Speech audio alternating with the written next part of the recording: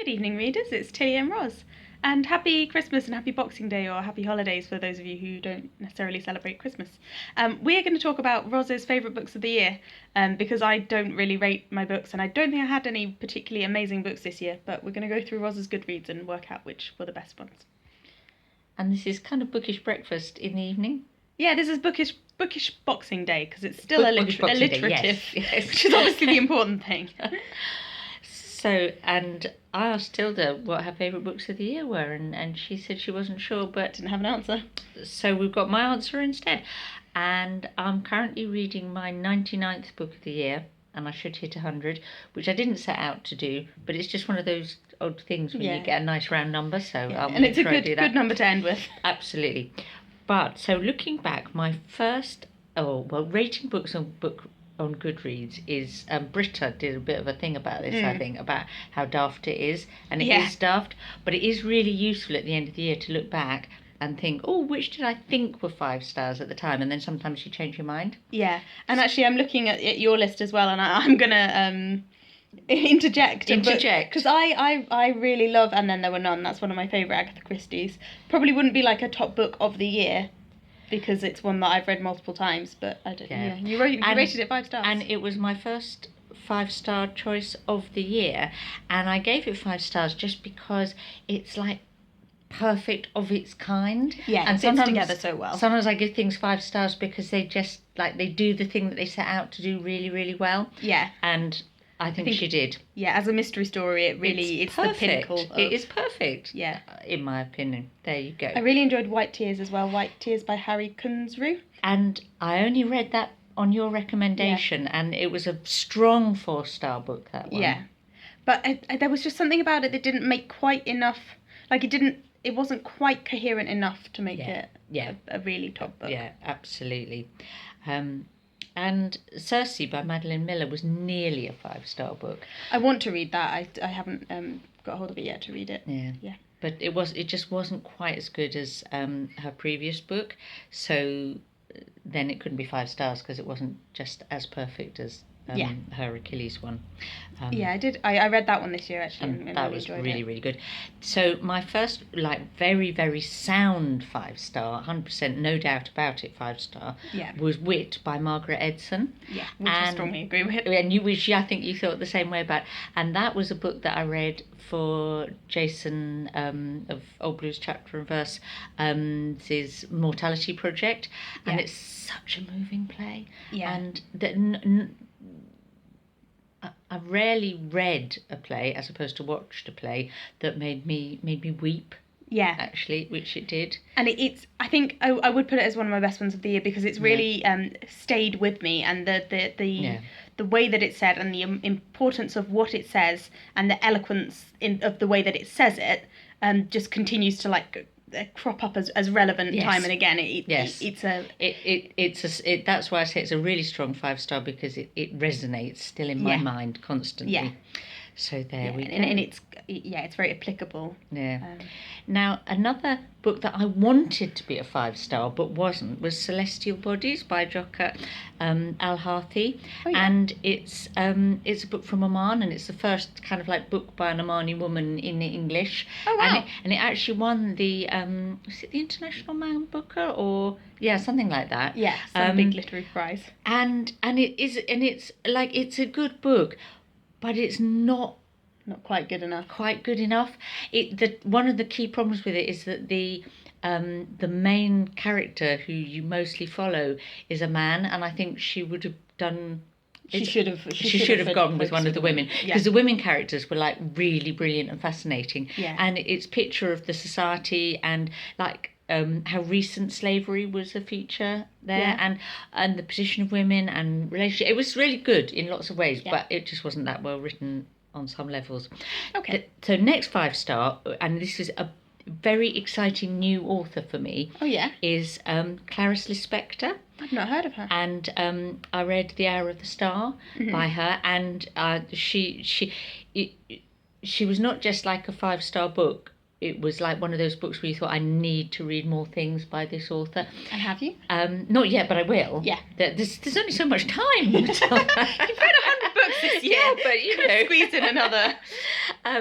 It's quite experimental, is her approach, and like she Right. gets compared to people like Borges and so on. But Okay. just really, you know, when you just think, gosh, you're a clever person, and Yeah. you're making me work hard to read this, but you're giving me plenty of rewards. Yeah, sure. Yeah, so that was a 5-star. Mhm. I- Remember that we want this video We to be want like this to be less short. than an hour. Yeah, So Bed 12 I'll go I a bit read as faster. well. You enjoyed Bed 12. I wouldn't say it was the best book of the year. Bed 12 by Alison Murdoch. And she is writing about being the relative of somebody who has a very long stay in intensive care with, I think he had encephalitis. Yes. Which was very interesting to me, and really interesting to see her perspective as a relative and the things that helped her and didn't help her to deal with the situation. So I found that one really interesting. But as not as a... So it got 4 stars for interest, but the writing was that quite well. bad. Yeah, Yes. it wasn't that well written. Yeah, So it couldn't be better. We'll skip Yeah. over that aspect. And I've got Romola by George Eliot, Which I was supposed to read as well. Which you were supposed to read as well, and you let me down. I let you down. But it's only a 4-star because it's not Middlemarch or Silas Marner, although it's very good. I could tell from the first few chapters. That's why I didn't finish it. Is that your excuse? We both read The House of Bernarda Alba when we went to... When we were in Spain, we were in Andalusia. How appropriate to read Lorca in Andalusia. Yes. And that was good. It was I would good. like It's to see odd, it. isn't it? Odd. It's very I would love He's to see quite it an performed. odd playwright. Another superbly odd book that was very nearly 5 stars for me was 2666 by Roberto Bolaño. And that was another one for The Mortality You Carry a Project. Coffin. Yeah, absolutely. And another weirdly structured and hard work book that you get extraordinary rewards from. Yeah.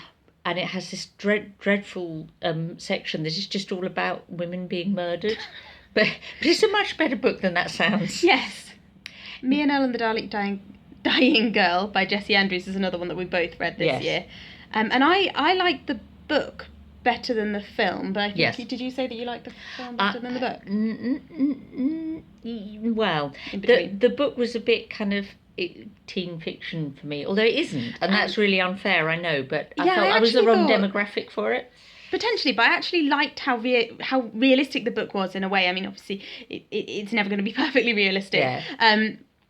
But it didn't present things as very perfect. It really made it clear how kind of awkward and uncomfortable it is to be a friend of somebody who is that unwell. Yes. And I felt like maybe some other authors who've dealt with similar themes have kind of put more of a rosy glow on it, or been more reluctant to consider the really difficult aspects. Yeah. And it made me sob. So yes, you know. Yes.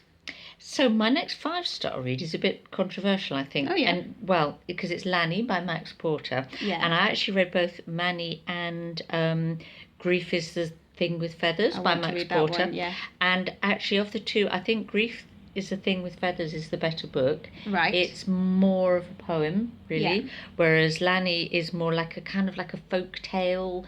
Okay, that sounds appealing. But I know there's a few people on BookTube that I've seen who really slated Lani. Mark Nash is one. He thought it was crap, basically. Right.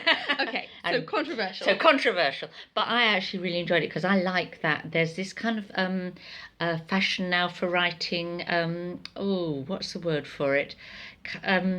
Steve, what's the word for things like Lani and folk? Sort of a neo-Gothic folk. Neo-Gothic folk stories. It's a neo-Gothic folk story, It's a neo-Gothic folk story. There you go. That's what it is. And I like those. Okay. But maybe it is a bit pseudy. I don't know. Spring by Ali Smith might have been a 4-star, but wasn't quite. You've got it as a 4-star. Might have been a 5-star. Yeah. But it was only 4. Just. Okay. So my next 5-star book is The Potbellied Virgin. Okay. By Alicia, how do you pronounce this? Alicia Yanez Cosio. Yeah. And it's one of the books that I've read for, I'm reading around the world. Yeah. And so it's by a woman from, I think it's Colombia. I hope I've got that right. Colombia or Ecuador. I'd have to look it up to be sure. But it's just brilliant because it's set in this town and it has all these really weird characters in it. Yeah. And I have to say, The Potbellied Virgin has to be the best title of any book I read this year. That was a very peculiar title. There must be something. Because the Potbellied Virgin is like the statue of the Virgin in the church. Oh yeah. And it becomes potbellied because certain key documents are being hidden under the Virgin's kind of clothes, interesting. and they redress them. And it's all so there's conspiracy and. It sounds good. But it is actually kind of like, I think, a political satire, kind of about the church and religion in Latin America. And anyway, top whole book. I would strongly recommend it. So I'm going to have to move my hand. Yes, I would like some tea, please. Yes, please. I'd like tea too. He's just offering us hot drinks because he's a nice person. Next 5-star book, 100% solid 5-star book. This one is Their Eyes Were Watching God by Zora Neale Hurston. Okay. And I think some people recommended it in when it must. There's like a Read Black Women month. Or, I think So and is that February maybe? Oh, I don't know. Anyway, I saw some recommendations and thought, I'm going to read that, and that was really excellent book. Warmly recommend that to anyone. Body of work I've got here. I'm going to read that at some point. Right, it's just on that shelf. Yeah, it was another one for the Mortality Project, and you read it, and you had it, so I didn't read it yet. Yeah. Okay. Next 5-star, another really solid one. Can I just point to the one below it, which is a 2-star? The first 2-star read. First 2-star read in this year's. I warned her before she read it that it was an awful book that she would not enjoy, and she was like, "Yeah, I'm going to read it anyway." And it was an awful book, and she didn't enjoy it. So what can I say? That's Frankenstein. It's just really bad. By Mary Such Shelley. a bad book. It is and it isn't. Like, the idea is there, but the writing is really, really poor. Really poor. And having read quite a few books from the era, like, I can see the similarities of the way that Mary Wollstonecraft Shelley writes to the way that other authors in that era wrote. But they did it so better. I can see why she writes the way that she does. Yeah. But Anyway, some people think it's their best book ever. Some people are wrong. So there you go. Some people are just wrong. But my next 5-star Yeah. is the first non-fiction 5-star I think I've picked. Oh, yeah. Which is Underland by Robert Macfarlane. Mm-hmm. And I love Robert Macfarlane. It's got so much. Really beautiful cover as well. It has got a really pretty, and everything inside it is very beautiful as well. Mm-hmm. He's exploring. Well, it's really hard to say what his books are about because they're kind of about everything. Okay. But this is spaces underground. Yes, that's the bit. He goes to lots of different places underground, but he's kind of it's like psychogeography and philosophy and and he just writes like a dream. I've not read anything by quality him, stuff. At some point, There the you Watsons. Go. The Watsons. Oh, this must be. So we're in Jane Austen July now. We can see this is Jane Austen July. So you read the Watsons, but they only got 4 stars. Sense and Sensibility is a 5-star read. Always. Because it just is. Longbourn, we both read. That's a 3-star. Yeah, it was fun. But yeah. Yeah, it didn't convince me in places, I have to say. But my next 5-star non-fiction book was John Mullen's What Matters in Jane Austen, which I still haven't read. Which is just... I was planning to read it. I enjoyed that so much. It's really good. I mean, any Jane Austen fan is going to really enjoy that, but it's because it will really increase your enjoyment and appreciation of the books. So it kind of opens up the depths of some of the themes and stuff, doesn't it? Yeah, Not really, that I've read it, but really good context and interpretation. So definitely a winner, that one. Mm-hmm. Then next 5 stars, my first 5-star poetry. Grief with the Thing with Feathers is kind of poetry, but yes, also a bit of a story. This is definite poetry, and it's Crow by Ted Hughes because, and I read it because. Grief is a Thing with Feathers is like a kind of inspired by Crow by Ted Hughes. So it led me from one to the other. Not that I haven't read Ted Hughes before, I have. Yeah.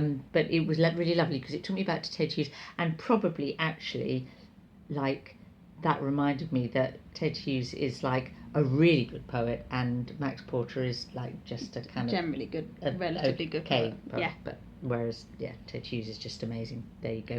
And also I'm allowed to like him again now because Sylvia Plath's been dead a long time and he's dead too. And and maybe he wasn't such a bad person really. And who knows? Yeah. Then the next 5-star is poetry again, and that's yeah. Still Life with Feeding Snake by John Burnside. And Not heard of that one. that is my second best title of the year.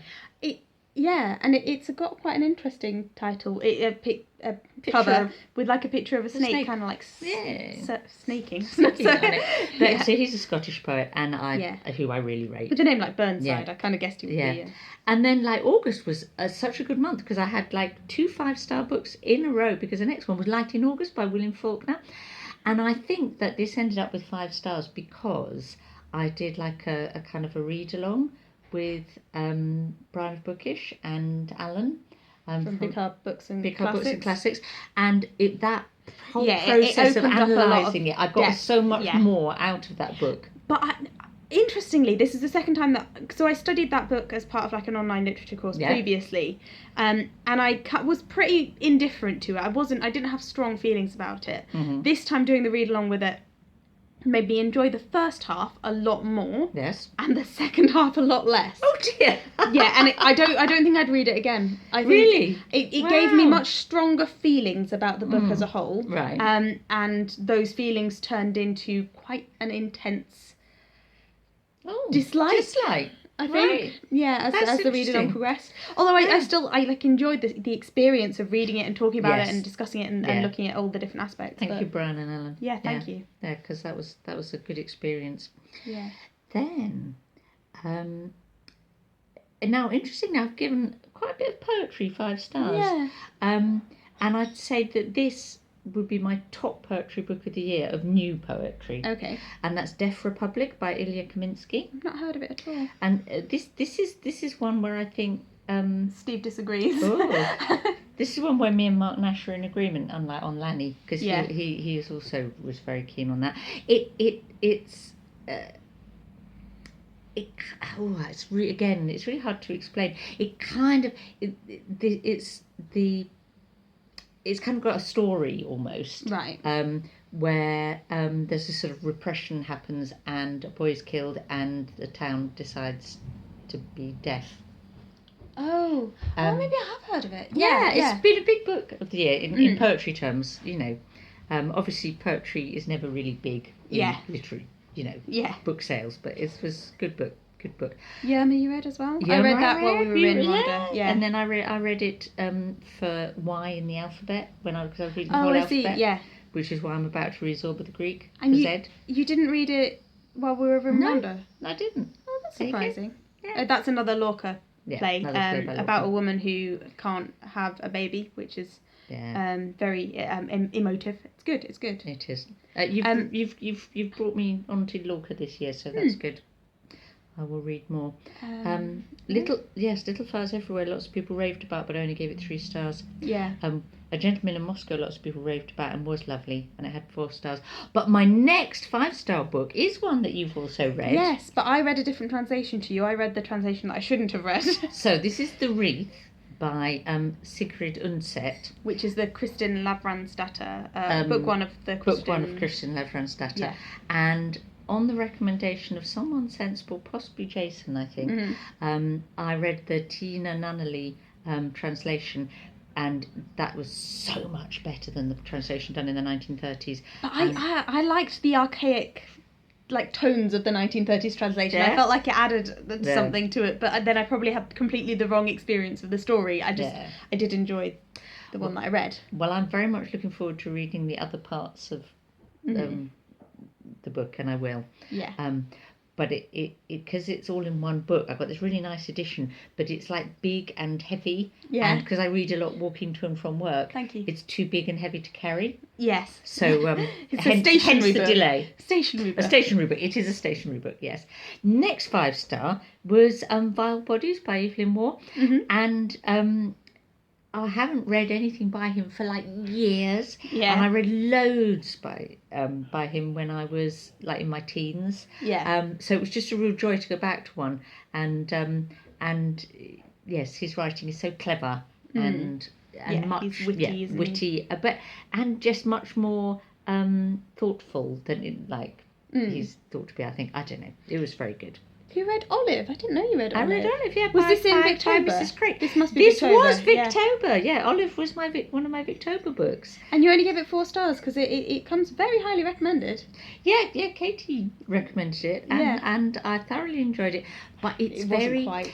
Well, it's a bit pious. Okay. If you Victorian books can be those, can't they? As they're Victorian quite, books often are, it's a bit, but I did enjoy it. It was well worth reading, and it's a long time since I've read anything by Mrs. Craig. Yeah. Senselessness by Horatio Castellanos Moya. Hello, Ros. I'm just going to interrupt your video cruelly to The give you tea. Interruptions Tea with is tea great. are always welcome. Yeah. I Yes. thought that this puzzle is truly nightmarish to engage with. So Okay. Alf and Bo are upstairs doing a puzzle, a Rubik's Cube puzzle that is in 3D. That is impossible. It is actually impossible. Completely. I looked at it, I thought that's going to be impossible. Yeah, I'm not so going I to left the engage in room. this. But anyway. So, Senselessness by Horatio Castellanos Moya. That was a good book, but another one of my read round the world ones. But it was only. Where was he from? But I didn't give it 4 stars. And I should have looked this up because it's another. This one might be El Salvador. Okay. It's very Central America. Somewhere in Central America. Impact of You can need kind to of bad check regimes. these things. Yeah, Really. well, you know. Okay. Everyone raved about Normal People, but you gave it 3 I only stars. gave it 3 stars. In fact, I probably should have. Again, I'm the wrong demographic for it. Yeah. I think you need to, it's all You're not about such being a young, fan. and I'm not young. More That's tea. Difficult. There we go. Everything Under, I gave 5 stars initially, and then I realised it was only a 4-star when I thought about it. Everything Under, that's by Daisy Johnson. By Daisy We need Johnson. to say who the By book Daisy to buy Johnson. as well. So Normal People is by Sally Rooney. Yeah. Or the patron saint of Ireland or something, apparently. People say, Yeah. But that was only 3 stars. And then, because I read Everything Under straight afterwards and liked it so much more, I gave it 5 stars. And then on reflection, I realised that it was just Because good. it was in Just because contrast. it was in contrast to Normal People. We're over 20 minutes now. Oh, so now. we need to Okay, we'll get go to- really fast now. Okay, next 5-star book, brilliant writer, relatively new to me, is Olga Tokarczuk, Okay. who got the Nobel Prize Oh, this yes, year. I was thinking I recognise that name. Yeah, that is why you recognise So the name. that And was- that's Drive Your Plough Over the Bones of the Dead, which is another really cool title. So that was the other book that I was thinking of getting you for Christmas. But I've already but read you've it, so already that read was it, lucky. so it's lucky. But I did get her a book that she'd already read. You know? I'm struggling. Some of these books you read before I was like paying that much attention to what you were reading. So I've read Flights by her, and Drive Your Yeah. Plough is much more accessible, Okay. but but still delightfully odd. And you know how I like an odd book. Yes. Yeah. It's kind of like a whodunit, sort of. Oh, that sounds appealing. Yeah, it is. You like it. Number was a weird book. That was good. And then what have I got left in terms of 5 stars? Well, I gave The Secret Commonwealth by Philip Don't Pullman spoil 5 anything stars. for me because I've not read it Yeah, yet. actually, it probably isn't really a 5-star book, but You've got an it's just affection for the it's series. totally about affection. It's Yeah. like it's 5 That's stars okay, that's out acceptable. of gratitude to him for actually Writing carrying on another and writing book. another book. So Yeah. there we go. And you don't have to like. Your rating system has to be what works for you. It doesn't have to be about. It's not always about quality. Sometimes it's about appropriateness. But the next 5-star, is about quality, and that's The Man Who Saw Everything by Deborah Levy. Okay. And that's shit hot. Oh. Sometimes you just don't expect your mother to start swearing. Sorry. She doesn't normally swear. Sorry. I apologise. You can edit me out. No, I About don't. I it. don't edit anymore because I'm too lazy. Too lazy. Well, when someone is really smart and writes a really enjoyable book that you just whisk through because you can't put it down, and where the second half of the book makes you rethink The first the first half, and okay. there's plenty of like action, but actually nothing is quite what it seems, and it's really thinking about memory, and it's another kind of. Oh, well, if I tell you that's a spoiler. Yeah, don't I tell me won't any tell you. spoilers because I might read it because you said it was shit hot. Yeah, absolutely. So, well, you should. And then my very last 5-star read of the year is poetry again, and that's Surge by J. Bernard. And that is a book. He's a Londoner. It's a London poet. It's a new book. They. Sorry, they. They are a Londoner. Yeah. And they wrote it in response to the archives about the New Cross fire, which was... battery is low. Can you press OK? Because I can't let go of my tea or my phone. There we go. And so it's very moving. really interesting poems, and he started writing this about the New Cross fire, in which a number of black people died. It was like a party and there was a fire, and then it wasn't properly investigated because of racism and all of that. And then Grenfell, the fire at the Grenfell Towers happened whilst he was doing it. So they kind of the two things kind of fit, and it's just a really excellent book of poetry. And that was my last 5-star year. The read. So scroll through your last couple. If Jude the Obscure turns out to be 5 stars, that could be one more. And who knows where I'll make of Tilba the Greek, which is going to be my very last book of the year. And your last book of the alphabet as well. Yeah. Lovely. There we are. And you finished In Memoriam. I did. I never finished In Memoriam. That's by Alfred Lord Tennyson. And it was another one that was for the mortality project. Well, I was damned if I was not going to finish it, because I started it in January reading sections. Yeah. So I think I made it through section by section until maybe March or April, and then I lost the thread. Going to give a final shout out, as they say, for the book that I read immediately before that, which was A Girl Called Eel by Ali Zamir, and it's a book from the Comoros Islands.